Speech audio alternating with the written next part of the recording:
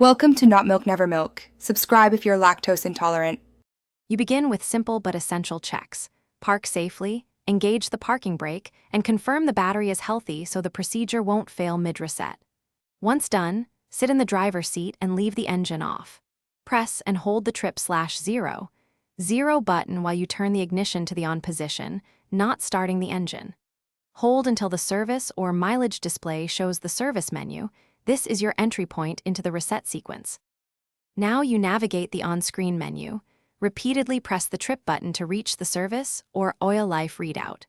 Once visible, press and hold the same button for several seconds until a confirmation prompt or a 100% indicator appears. Confirm the reset when prompted by continuing to hold or briefly releasing, then holding as required by your model. During the reset, keep all doors closed and avoid starting the engine, so the system can complete its recalibration without interruption. Finish by turning the ignition off, wait about 10 seconds, then restart to verify the service message cleared from the display. A quick drive confirms no reappearance.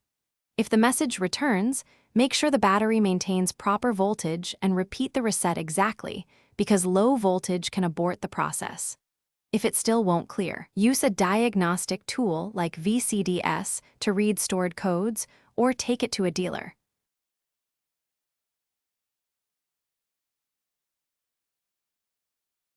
Thanks for watching. If this was helpful, leave a like and consider subscribing. See you next time.